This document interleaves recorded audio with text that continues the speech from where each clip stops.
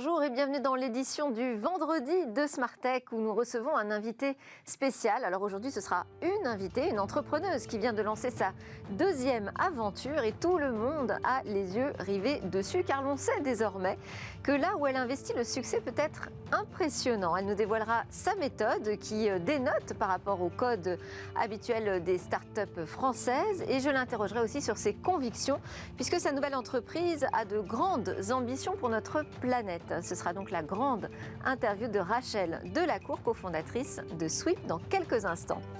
Avant, nous allons débriefer quelques-unes des actualités de la semaine, notamment celles que nous n'avons pas eu encore le temps d'aborder. Au programme, on parlera de Bill Gates, mais aussi du cas Donald Trump sur les réseaux sociaux, ou encore de l'hypothèse d'un rapprochement entre Orange et OVH Cloud. Et j'ai à mes côtés Pierre Arend de 55 qui est déjà prêt pour partager ses commentaires. Et puis en fin d'émission, évidemment, on retrouvera notre rendez-vous dans l'espace. Il sera dédié aujourd'hui au vol historique de l'hélicoptère Ingenuity. Mais tout de suite, place au débrief.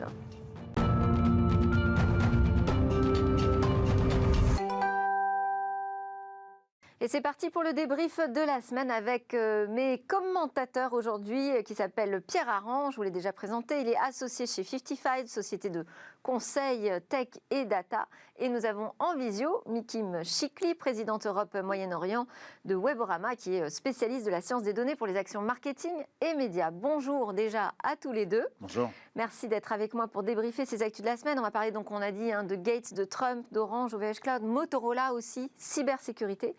Je vous propose de démarrer, Pierre Arend, ensemble avec cette décision du conseil de surveillance de Facebook sur la suspension des comptes de Donald Trump. Alors, ce conseil de surveillance a estimé que Facebook a eu raison de suspendre le compte de Trump, mais qu'il fallait quand même réexaminer cette décision.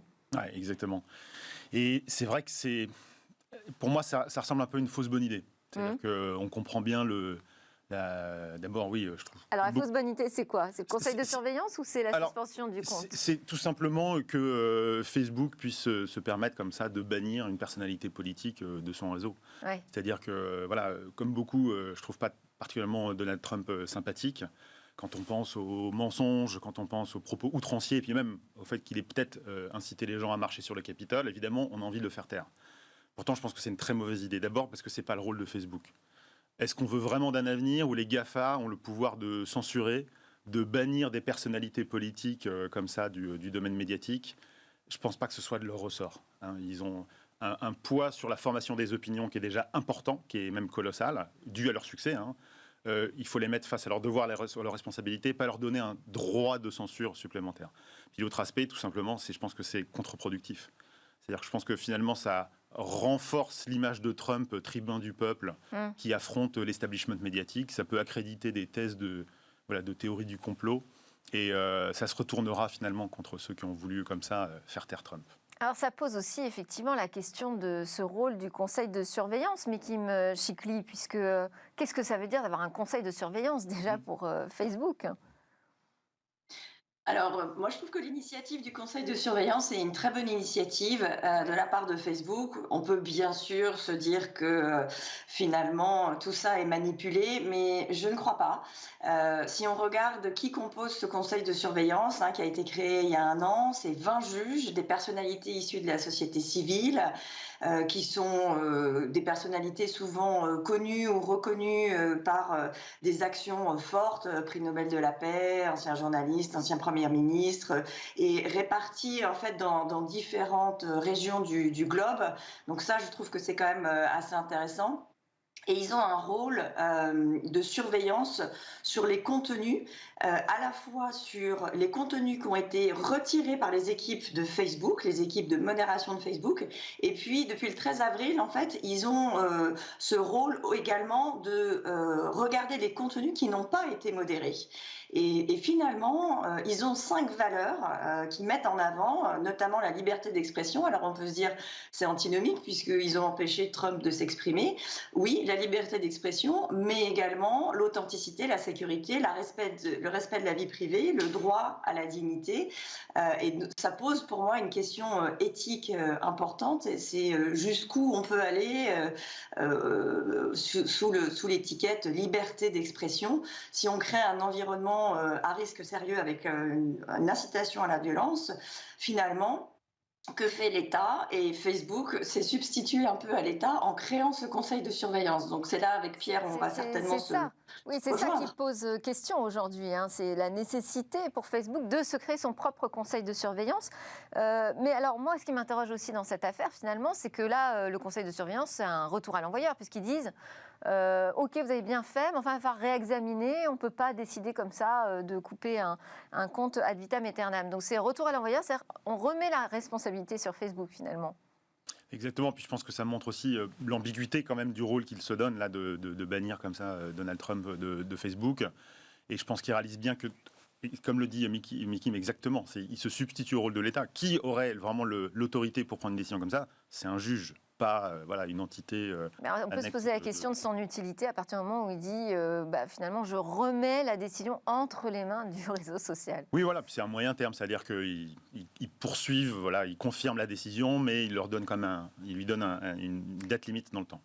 Mickey, si vous vouliez ajouter un mot, je vous en prie. Sinon, on va passer à l'autre sujet qui est la Commission supérieure du numérique et des postes qui a livré cette semaine un document à l'exécutif qui contient 27 recommandations pour lutter contre la cybercriminalité en France. Mickey, je ne sais pas si vous voulez réagir, comme je vous ai en visio, ce n'est pas pratique. Non.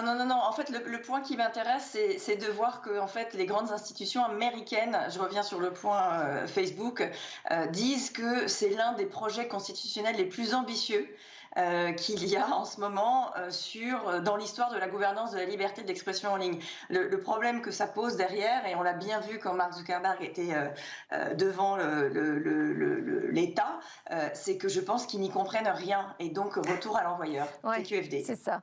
Alors, donc on passe au sujet sur la cybersécurité. Pierre Hareng, vous avez regardé un peu ce qu'il y avait dans ces recommandations. Déjà, se dire qu'il faut se préoccuper de la cybersécurité, je veux dire, enfin. Exactement, c'est ça. Et donc, effectivement, il y a plein de choses intéressantes, notamment la création d'un parquet cyber en France, au niveau national. Et donc, oui, c'était nécessaire, c'était urgent, en fait, qu'on agisse là-dessus. La cybercriminalité, c'est une menace qui est omniprésente aujourd'hui et qui va croissant ces dernières années et qui menace les particuliers, les grandes entreprises, mais aussi les intérêts nationaux. En particulier, il y a le phénomène des ransomware, donc les rançongiciels, qui paralysent un système informatique et qui demande une rançon en échange de sa libération. Ça pollue la vie des grandes entreprises. Il y a eu des grandes entreprises comme Mars, Nivea, Mondelez qui ont été bloqués comme ça, des banques, des réseaux de métro, des hôpitaux qui sont bloqués à cause de ça. Et puis tous les jours, des entreprises moins exposées médiatiquement, mais qui sont touchées par des particuliers. Donc le coût pour la société est énorme. Et ça, c'est un phénomène qui est en hausse très forte. C'est plus 255% de croissance en 2020, donc plus que triplé l'année dernière, le nombre d'attaques par ransomware. Et ça parce que tout simplement l'informatique est de plus en plus présente dans nos vies, dans les organisations des entreprises. Et en plus, l'arsenal des hackers est de plus en plus facilement accessible. Mais ce parquet, l'idée de créer un parquet national cyber, comme on a le parquet national pour le terrorisme, exactement. C'est pas juste une instance de plus, on a besoin de ça véritablement ? Oui, et là, on peut faire un peu l'écho au commentaire que Mickey me faisait, effectivement, sur la compétence et l'expérience des institutions publiques sur le domaine du numérique. C'est le rôle, effectivement, le pouvoir judiciaire doit s'emparer de ces sujets-là, et on doit avoir un arsenal particulier, et surtout, on doit avoir des gens spécialistes qui nous permettent d'agir plus vite et de façon adaptée. Alors, il y a autre chose moi, qui m'a surpris, c'est un dispositif de régulation du paiement des rançons. Ouais. Alors, on découvre qu'environ 20% des entreprises aujourd'hui paieraient une rançon pour récupérer leurs données. Dire qu'on va créer une régulation autour du paiement de la rançon, c'est finalement accepter le fait qu'on paye des rançons. C'est délicat, hein. Comme on dit, on ne doit pas négocier avec les terroristes, donc c'est un petit peu ça. Hein. Donc céder au chantage, est-ce que c'est une bonne chose? Et puis ce qui est compliqué aussi, c'est que... on peut dire que dans les faits, les sociétés le font, donc il faut le prendre en compte. Voilà, exactement. Et le risque, c'est qu'aujourd'hui, elles le font, mais sans être sûres, finalement, que leurs données soient ensuite libérées et même protégées, parce que parfois, il y en a qui ont dispersé dans la nature les données qu'ils avaient... Et là, il s'agirait donc de rendre obligatoire la déclaration aux autorités françaises d'une demande de rançon et de son traitement. Ça peut changer les choses. Il y a aussi des incitations fiscales pour favoriser les budgets sur la cybersécurité. Tout à fait, non, parce que... Au-delà, effectivement, des mesures de réaction une fois qu'on a été attaqué, il y a beaucoup de choses à faire dans la prévention. Ouais. il y a des solutions qui existent et aujourd'hui, beaucoup d'entreprises ne sont pas du tout préparées et on pourrait limiter le nombre d'attaques quand même avec un meilleur investissement là-dessus. Alors, je rappelle quand même que ce document avec ces recommandations font suite au plan national qui a été présenté en février, donc pour une cybersécurité en France. On enchaîne encore avec une autre news. Ce serait un rapprochement envisagé entre Orange et OVH Cloud. Qu'est-ce que vous en pensez, Mikim Chikli ? Alors, je pense que ce rapprochement serait une alternative très intéressante aux acteurs américains. On a aujourd'hui 3 gros acteurs qui dominent le marché. Amazon avec son AWS, Amazon Web Services. On a Microsoft avec Azure et Google Cloud. Donc voilà, super. On est bien équipés, sauf que où est l'Europe et comment on se positionne. Donc je trouve que ce rapprochement serait une très bonne chose. Orange a souvent caressé l'espoir de devenir un acteur majeur dans le cloud. La réalité, c'est qu'aujourd'hui, il est très œcuménique et il ouvre la porte à d'autres partenariats. Donc ces 3 acteurs-là, mais également à OVH, qui, je pense, d'un point de vue technique, est une plateforme qui est très solide. Malheureusement, ils ont eu cet incendie qui a, je pense, mis un coup d'arrêt très fort, mais bon, ils vont redémarrer très vite et ils ont une pléthore de certifications, de sécurité, de labels qui sont très intéressants. Donc ça, je pense que c'est vraiment un but intéressant pour l'Europe. Ils ont des valeurs communes, Orange et OVH, notamment celle de la protection des données personnelles dans le cadre de RGPD. Donc RGPD, vous savez, c'est cette fameuse loi qui regroupe les États européens pour, acter des données personnelles. La protection des données personnelles. Et donc, dans le cadre de RGPD et de la souveraineté, ils évitent finalement, même à leurs clients outre-Atlantique, d'être soumis à Cloud Act, qui est une loi américaine qui donne accès au gouvernement outre-Atlantique aux données et aux données Internet et du cloud. Donc, si on est un acteur européen, on n'est pas soumis à cette loi. Donc ça, c'est important. L'autre valeur commune, c'est finalement un catalogue d'offres qui respecte la réglementation et surtout des standards de partage et de portage de données d'un fournisseur à l'autre sur la base de services open source. Après, ça peut poser des questions. Aux acteurs, pardon. Oui, ça peut quand même poser des questions, ces rapprochements de géants. On n'est pas très coutumier de ça en France et en Europe. Hein. Non, on n'est pas coutumier de ça, c'est juste. Mais alors on dit géant, c'est géant à l'échelle nationale. Mais comme le soulignait Mikim à l'instant, OVH est face à un défi formidable. Ils doivent concurrencer effectivement les 3, Amazon, Google et Microsoft dans le domaine du cloud. Et on peut même ajouter aussi le géant chinois, Alibaba, qui a aussi son offre de cloud. C'est vrai. Donc il y a une course aux investissements pour avoir des infrastructures plus rapides et plus performantes. Et on voit bien que ça demande beaucoup d'argent. C'est pour ça que OVH avait levé beaucoup de fonds et préparé une introduction en bourse. Alors l'arrivée de Michel Paulin aussi chez OVH Cloud va peut-être favoriser ce rapprochement. Hein. Je ne sais pas, moi je fais des supputations, mais pour communiquer avec Stéphane Richard, c'est peut-être plus simple. Peut-être. Alors au départ, ça vient de... Parce que je rappelle que Michel Paulin était patron, opérateur de télécom tout à fait, à l'époque SFR. Exactement. Donc il connaît bien ce monde-là, donc ça peut aider à créer des ponts. Et voilà, donc effectivement, il faut trouver... Si l'introduction en bourse était compromise par effectivement ces histoires d'incendie à Strasbourg, ça peut être une alternative intéressante pour OVH de se rapprocher avec Orange. Ah oui, pourquoi pas. Et alors même les syndicats sont favorables à ce rapprochement. Oui, exactement. Et syndicat d'Orange, donc... Mikim Chikli, on a une autre actu encore à commenter ensemble, c'est le retour de Motorola en France. En fait, la marque de téléphonie mobile, elle réattaque ce marché français avec une restructuration importante. Hein. Il y a des changements d'équipe notamment. Et puis, elle annonce des ambitions importantes avec la 5G, comme la conquête de 10% du marché mobile d'ici fin 2022 et une place de top 3 Android. Alors, une réaction, Mikim Chikli? Bravo, c'est courageux. C'est courageux. C'est une jolie marque. C'est courageux, c'est une jolie marque. La question qu'on se pose, c'est comment se faire une place au soleil entre Huawei, Xiaomi, bien sûr Apple, mais surtout Samsung. Quelle stratégie il faut adopter. Donc, en plus, on est sur un marché où finalement, on n'annonce pas de reprise de ce marché avant 2022. Alors oui, il va y avoir la 5G qui va être un facteur de croissance important. Il y a d'autres facteurs de croissance qui sont super importants quand on se développe sur ce marché-là. C'est le développement sur les marchés marchés en cours de développement, comme l'Inde, et sur des milieux de gamme, donc avec un prix qui est plutôt autour de 250 dollars, 250 euros. Et ces opportunités, elles sont très tangibles et elles sont prises en compte déjà par Samsung et Xiaomi, qui a détrôné Apple récemment. Et donc l'Inde, c'est un des plus grands marchés aujourd'hui pour Samsung et Xiaomi s'est mis directement dessus. Donc la stratégie Motorola, bravo, c'est chouette de se lancer dans cette course, mais ça va être au-delà des performances techniques, au-delà du prix, au-delà de la géographie, comment une marque peut se réinventer, comment elle peut devenir iconique et aller conquérir des populations jeunes. Nous, on connaît tous Motorola. Si je demande à mes enfants qui ont 20 ans et 22 ans, ils ne connaissent pas du tout cette marque. Donc voilà l'enjeu important pour Motorola. Ouais, il y a tout à réinventer. Alors le patron France, je crois que c'est un ancien de chez Samsung d'ailleurs. On n'a vraiment pas beaucoup de temps pour parler du divorce des Gates. Bon, nous, ce n'est pas tellement l'aspect divorce qui nous intéresse, c'est plus que ça remet en lumière l'importance de ce couple finalement dans le secteur de la tech. Exactement, alors c'est pas un couple, en tout cas Bill Gates, on n'a pas l'habitude de le voir défrayer la chronique mondaine, plutôt la chronique tech, mais après tout c'est normal. Hein, alors ça fait penser aussi au divorce de Jeff Bezos il y a quelques mois, ouais. Et c'est normal que voilà, ils arrivent comme ça dans un peu la chronique people, parce que c'est des gens dont les entreprises ont changé la face du monde. Je pense qu'on peut parler de personnages historiques. Hein. On parlera encore d'eux dans un siècle ou deux, comme on parle aujourd'hui de Christophe Colomb ou Magellan. Ils se sont rencontrés tous les deux chez Microsoft. Hein. Tout à fait, exactement. Non, et c'est deux patrons en plus qui datent d'avant l'ère Internet. Hein. Enfin, on va dire que c'était au tout début pour Jeff Bezos, mais c'est des entreprises qui datent du XXe siècle, quelque part. Hein. Ouais.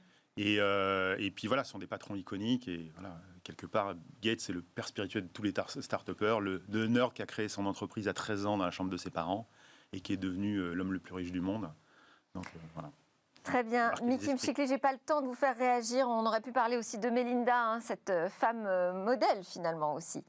Merci beaucoup à tous les deux pour vos commentaires sur l'actu. Mikim Chikli, je rappelle que vous êtes présidente Europe Moyen-Orient de Weborama, et Pierre Aran, associé chez 55, société donc de conseil tech et data. Juste après la pause, eh bien, c'est l'heure de notre grande interview. Ce sera la grande interview de Rachel Delacour.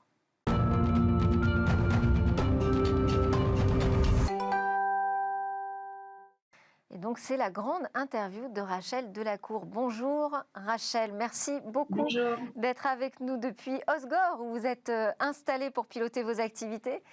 Alors, je sais en plus que vous êtes particulièrement occupée depuis une semaine, puisque vous venez de lancer votre deuxième entreprise, Sweep. Et je le disais en introduction, tout le monde a les yeux rivés sur cette nouvelle aventure, puisqu'on sait désormais que là où vous investissez, il peut y avoir un très grand succès. J'en veux pour preuve le montant du rachat de votre première société, BIM Analytics, par une star de la Silicon Valley, Zendex, pour 45 millions de dollars. Alors, ce qui est original dans cette première aventure, c'est que vous aviez d'abord attaqué par le marché américain avec une start-up française. Ça, c'est pas très courant. Non, mais c'est la beauté aussi de ces plateformes SaaS, Software as a Service, qui permettent finalement depuis, nous, dans notre situation, c'était depuis notre chambre d'ado, de tester un marché mondial, de voir comment les marchés réagissent aux produits que vous leur proposez. Et c'est vrai que la France, pour notre première société en tout cas, la France a toujours boudé ce qu'on faisait. C'était impossible d'imaginer d'analyser ces données en ligne, de manière distribuée, en utilisant des AWS par exemple, Amazon, etc. Donc, et à contrario, les investisseurs français, les investisseurs et les entreprises françaises n'ont pas cru à l'époque au mode SaaS, c'est-à-dire au logiciel auquel on s'abonne dans le cloud. Alors en tout cas, sur la partie analyse de données, business intelligence, utiliser des outils de cloud business intelligence, ça ne fonctionnait pas du tout, en effet, oui. Alors que je vous dis, les États-Unis, l'Angleterre, l'Australie adoraient ce qu'on faisait. Donc c'était intéressant pour nous de voir qu'on a maximisé finalement tous nos efforts à destination de ces pays, et puis ça a payé parce qu'on a tout de suite développé un beau portefeuille de clients internationaux.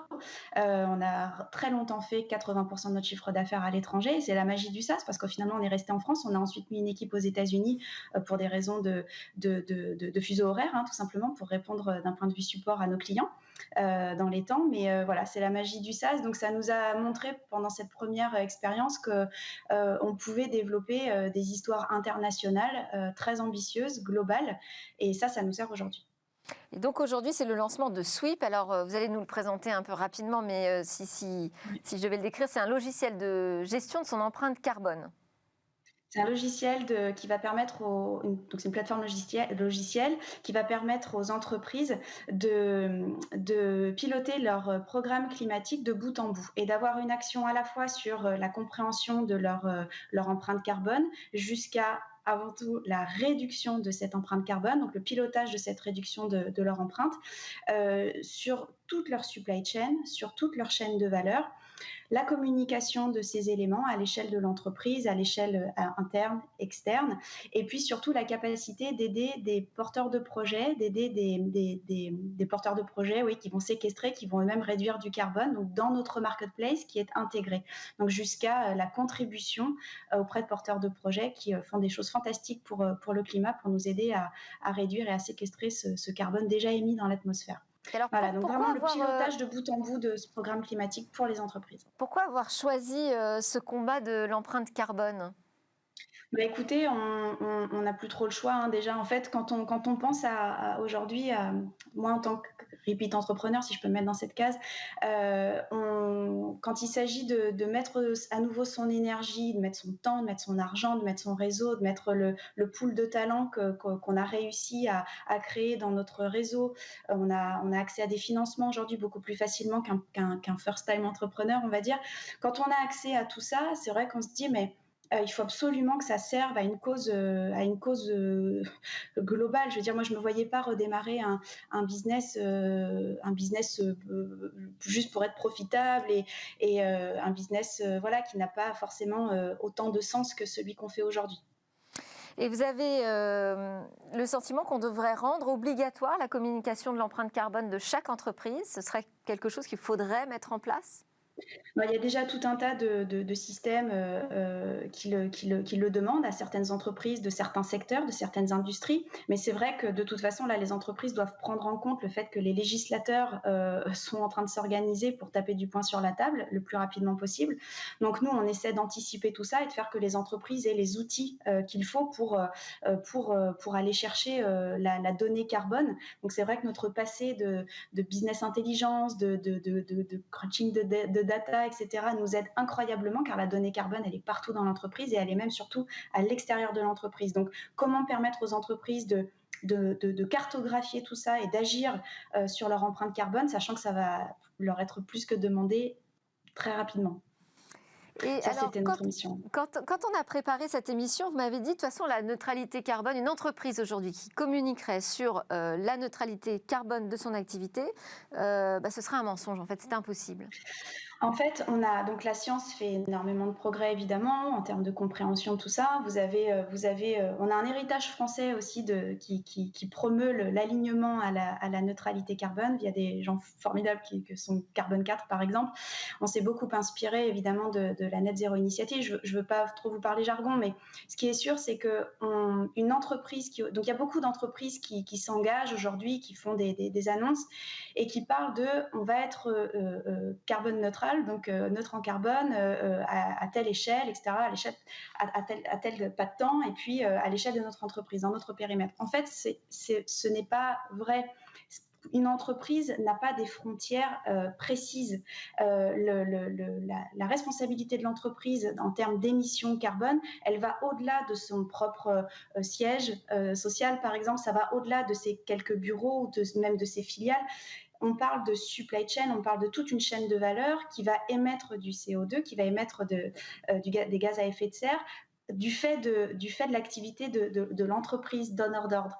Donc, en fait, il faut que l'entreprise embrasse un alignement à la neutralité carbone mondiale en faisant un maximum d'efforts sur toute sa supply chain, sur toute sa chaîne de valeur, pour vraiment orchestrer tout ça et avoir une vraie visibilité sur les émissions provoquées du fait de son activité sur tout un écosystème. Et là, on va commencer. Et quand une entreprise parle de ça, quand une entreprise s'engage sur ce qu'on va appeler un scope 3, c'est pareil, j'enlève le jargon de cette émission, mais quand on parle de ça, là, on a une entreprise qui est beaucoup plus sérieuse en termes d'engagement, bien évidemment. Et alors, vous visez des clients, plutôt des très très grands comptes, j'imagine, pour avoir un impact maximal. Quels sont les premiers clients que vous avez séduits? Est-ce qu'il y a une adéquation entre l'objectif visé et les premiers résultats? Alors, en fait, ce qui est intéressant, c'est que bien sûr, nous, pour avoir, en tant que fondateur, on est 4 cofondateurs aujourd'hui, pour avoir un maximum d'impact et puis surtout pour aller le plus vite possible, parce qu'on a une petite échelle de seulement 10 ans devant nous pour réussir à bouger les choses, bien sûr qu'on veut adresser les grandes entreprises qui sont plutôt complexes, qui vont être plutôt sophistiquées, qui vont avoir un vrai souci d'engagement de la réduction de leurs émissions. Donc, on a vraiment créé une infrastructure qui passe à l'échelle, qui leur permet aussi de sortir de leurs frontières pour comprendre tout ça et agir sur la réduction et le pilotage de leur programme climatique. Ces grandes entreprises, elles vont aussi, dans leur chaîne de valeur, elles vont embarquer des plus petites entreprises sur la plateforme Sweep. Donc, il faut aussi qu'on ait une capacité à adresser les plus petites entreprises d'un point de vue interface utilisateur, d'un point de vue onboarding, qui soit le plus simple possible pour les plus petites entreprises de l'écosystème de la grande entreprise. D'accord ? Donc, on a beaucoup travaillé aussi avec des plus petites entreprises et aujourd'hui, on travaille avec de grands comptes plutôt très industriels, très émetteurs, télécommunications aussi, grand telco. Et après, on a de l'industrie manufacturière textile qui s'est récemment invitée dans notre portefeuille. Et ça, c'est plutôt chouette. On a des plus petites structures, mais qui sont incroyables, comme Picture Organic Clothing, donc les vêtements de outdoor. Voilà, ce sont des gens qui sont incroyablement engagés pour réduire leurs émissions. Et voilà, on parle avec des clients comme ça, mais aussi de très grands comptes qui embarquent aussi de plus petites entreprises. Donc pour l'instant, c'est assez hétérogène, mais notre effort technologique principal est à destination des grandes entreprises, oui. Et alors, vous l'avez évoqué, 4 cofondateurs. Il faut préciser que parmi ces 4 cofondateurs, il y a vous et votre époux. C'est quand même pas le choix le plus simple pour la gouvernance d'une entreprise. Bah écoutez, en même temps, ça fait, on a passé le cap de la première entreprise avec 2 enfants à bord, un qui est né à la première année de la création de la première entreprise, le deuxième au moment du rachat, où vraiment on signait les papiers de l'acquisition tous les deux avec mon mari et un gros ventre comme ça. Donc c'est des aventures assez intéressantes à titre personnel et professionnel. Et puis non, on continue sur cette écoutez, il faut croire que la dynamique de couple est faite comme ça. Bon, et alors là, en plus... c'est possible, je rassure tous les gens qui souhaitent se lancer en couple, c'est possible.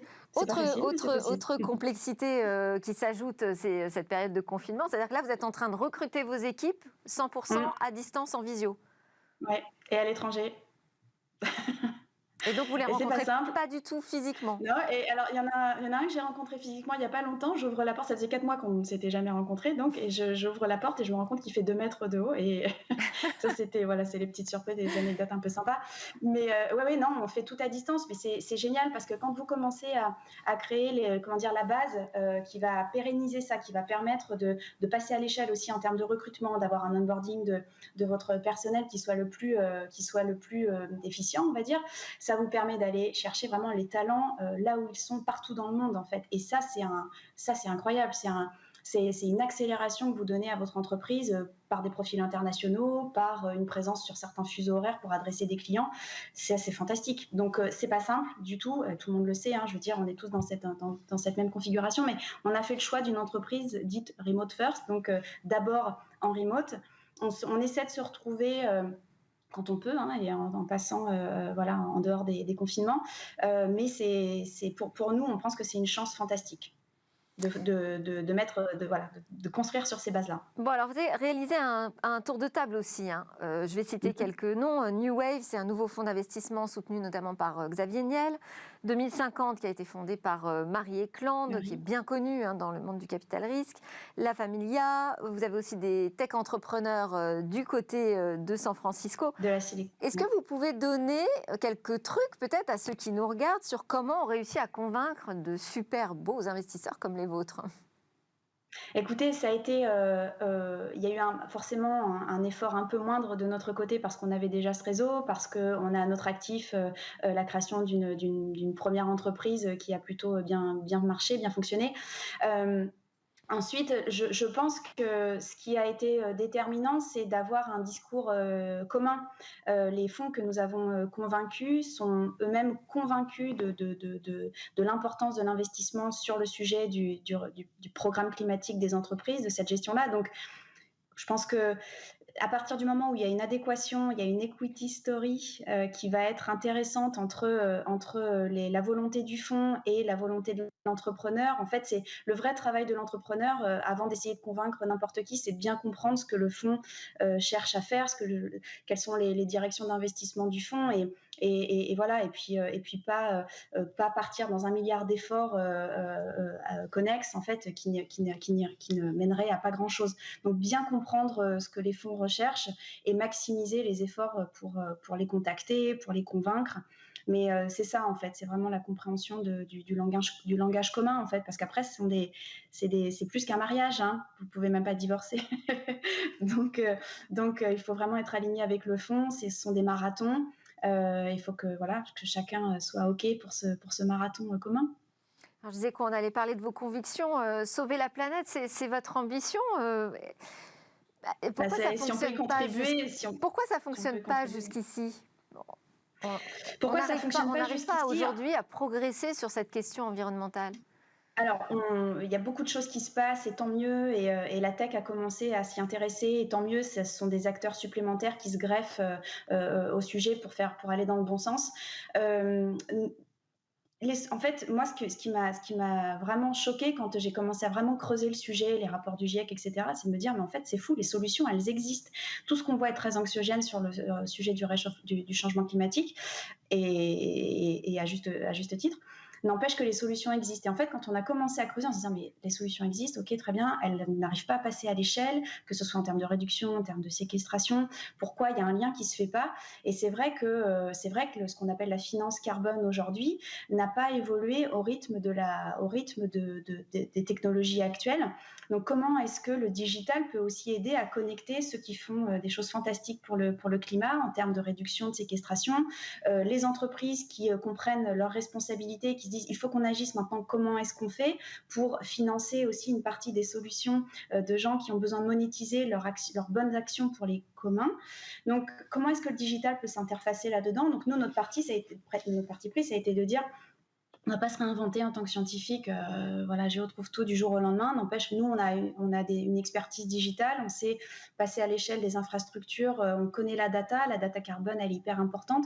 Comment est-ce qu'on connecte les entreprises? Comment est-ce qu'on sert les entreprises pour la gestion de leurs programmes climatiques pour que, in fine, les financements des entreprises puissent être déclenchés vers cette place de marché qui va abreuver des porteurs de projets qui font des choses bien, qui ont besoin de vendre leur CO2 séquestré. Ça passe par l'exemple d'agriculteurs même, ou de gens qui font pousser des haies, qui réhabilitent des champs sur ce sujet-là et qui vont pouvoir monétiser une partie de du CO2 qu'ils vont séquestrer via leur action sur les sols, par exemple. Donc ça, c'est un exemple, mais la solution, c'est un mix de solutions qu'il va falloir aider, qu'il va falloir financer, et surtout aider les entreprises à réduire. Et aider les entreprises à réduire leurs émissions, c'est aussi les aider à cartographier, à comprendre, et puis à communiquer et avoir une action collective globale. Et ça, c'est vrai que le digital aide beaucoup à connecter tous ces points. Très bien. Alors, on arrive à la fin de ce grand entretien qui se termine par une interview express. Je vous pose des questions très courtes, très ouvertes, un peu plus personnelles. Vous pouvez donner des réponses plus personnelles assez brièvement aussi de votre côté, si c'est possible. On va commencer par vos rêves, Rachel. Mes rêves, moi j'ai un ticket pour aller dans l'espace. Ah Donc oui. j'attends, j'ai mon numéro et ouais, j'aimerais bien que ça se passe le plus rapidement possible, bien sûr, via Worldview. Voilà, via une entreprise américaine. Ouais, vous êtes prête pour partir dans la stratosphère, j'ai vu ça. Ouais. Et vos peurs, Rachel? Mes peurs, mais forcément, il y a le côté, c'est mes enfants, quoi. Me dire que j'espère qu'ils auront à peu près la même vie qu'on a pu avoir nous jusqu'ici. C'est vrai que le sujet du changement climatique est hyper prégnant, quoi, dans le quotidien, et j'aimerais que ce soit un petit peu moins anxiogène pour eux. Donc voilà, on fait aussi tout ça pour eux. Vous avez des interrogations? Mes interrogations, ouais, c'est notre capacité à gérer ça à cette échelle de 10 à 20 ans, quand je vois à quel point on n'est pas capable de gérer la crise syrienne, etc. Je me dis, mais le sujet des réfugiés climatiques, on n'a pas conscience de l'impact que ça peut avoir. Et moi, les guerres civiles, ça me fait peur. Enfin, voilà, c'est très anxiogène, hein, c'est tout ce que je vous dis. Mais l'interrogation, c'est à quel point les politiques, dans un temps court, vont être capables de gérer l'afflux de réfugiés climatiques, quoi. Donc, si on peut gérer le problème à la source, voilà, on va tenter de tous s'y mettre. Et alors, vous vous voyez où dans 5 ans? Vous aurez atteint quel objectif? Dans 5 ans, j'espère avoir des indicateurs clés donc de succès qui seront un maximum de tonnes de CO2 qu'on aura réussi, de gaz à effet de serre qu'on aura réussi à faire réduire aux entreprises, et un maximum de tonnes de CO2 qu'on aura réussi à faire séquestrer de par l'investissement qui aura été fait par ces mêmes entreprises. Eh bien, on ne peut que se joindre à vous pour ces vœux. Merci beaucoup, Rachel Delacour. Je rappelle que vous êtes donc cofondatrice désormais de Sweep. Et puis, comme vous êtes une passionnée d'espace, eh bien, restez derrière votre écran puisque la suite de l'émission va vous intéresser. On va revenir sur l'exploit d'Ingenuity et son vol historique autour de Mars.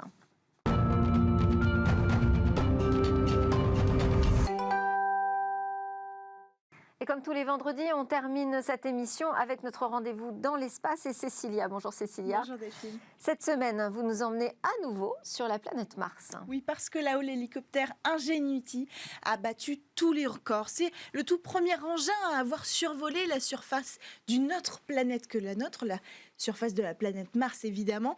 Alors son premier vol historique, c'était le 19 avril dernier, mais depuis, il y en a eu 3 autres. Et le dernier, lors de son dernier vol vendredi dernier, il a parcouru une distance aller-retour d'environ 266 mètres et il a atteint la vitesse record de presque 13 km, c'est ce que vous voyez sur les images, pendant 2 minutes de vol. En fait, il a pulvérisé ses performances parce que pour le tout premier vol, par exemple, ça n'avait duré que 30 secondes à seulement 3 mètres de hauteur et puis pour un vol stationnaire, donc la différence est énorme. Alors, grâce à ce premier vol record, ce dernier vol record, ça a fait basculer la mission de l'hélicoptère. Parce qu'à l'origine, s'il est sur Mars, c'est d'abord avec l'objectif d'être un démonstrateur technologique, avec 2 objectifs simples. Le premier, c'est de montrer, de prouver qu'on est capable de faire voler un engin sur une autre planète que la nôtre.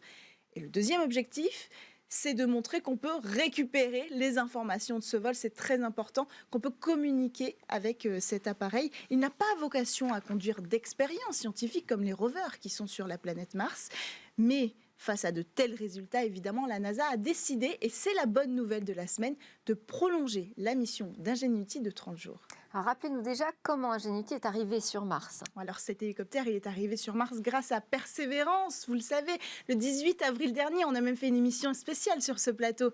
Le 19 février, pardon, j'ai dit 18 avril, mais c'était le 18 février. Il a traversé l'espace dans un voyage de près de 500 millions de kilomètres, caché dans le ventre de Persévérance. Finalement, le 4 avril, il a pu quitter le châssis du rover pour toucher le sol martien et il est resté là quelques jours, survivant à ses toutes premières nuits sur la surface de la planète rouge parce que c'est pas évident.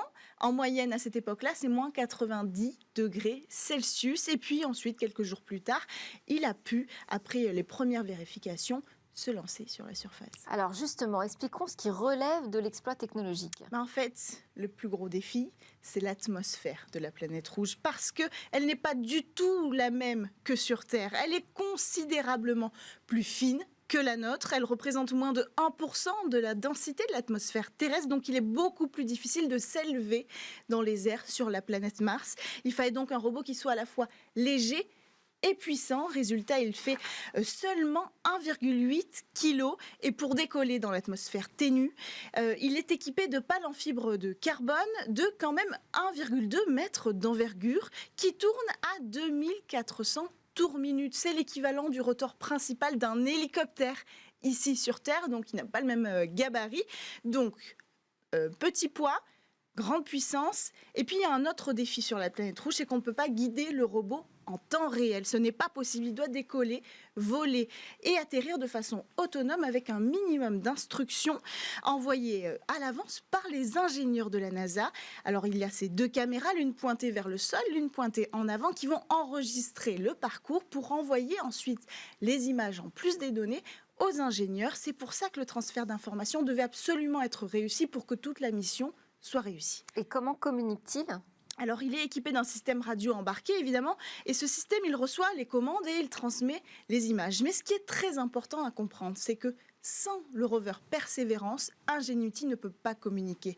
Il envoie toutes ces informations au rover Perseverance qui a lui-même une antenne sur la surface du robot.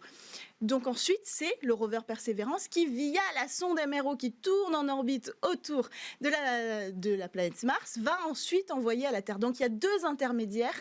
Tout ça se passe grâce au rover. Et alors, d'un point de vue énergie, comment est-ce qu'il fonctionne ? Avec l'énergie solaire, l'appareil est petit, donc c'est une vraie contrainte parce qu'il fait tout au plus 50 cm d'envergure, c'est un cube. Donc les batteries aussi sont petites, elles pèsent seulement 273 grammes.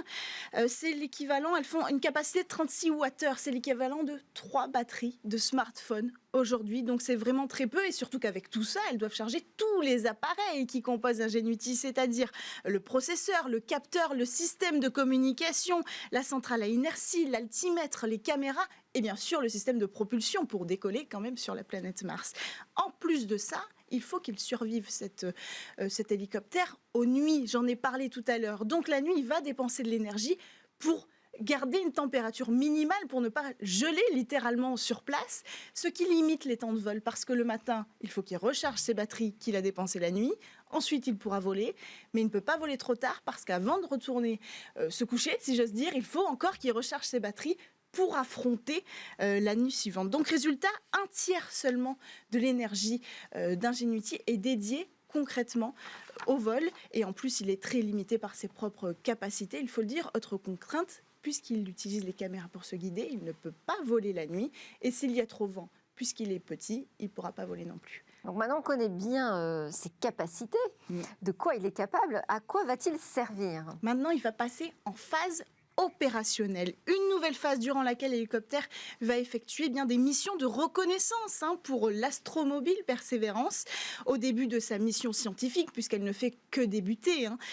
Ils vont travailler en équipe, il va servir de compagnon au rover, il pourra partir en éclaireur par exemple, vérifier la viabilité d'un parcours, vérifier qu'il n'y a pas d'obstacles, qu'il n'y a pas de rochers, qu'il n'y a pas de contraintes qui obligeraient Perseverance à changer son parcours. Grâce à ces caméras, on peut faire des modélisations géographiques, des cartes 3D, des évaluations géologiques et donc ça va être un véritable compagnon de route du rover Perseverance qui va permettre aussi de préparer les futures missions et qui va accompagner Perseverance dans sa mission principale qui est, je le rappelle quand même, de trouver une trace de vie passée ou existante biologique sur la planète Mars. Merci beaucoup Cécilia Sévry, merci à tous de nous avoir suivis. J'espère que vous avez apprécié toute cette semaine de découverte et de réflexion autour du numérique. Je pense que Rachel Delacour a adoré cette chronique et on a parlé de cette hostilité de l'espace et donc elle travaille aujourd'hui sur la planète.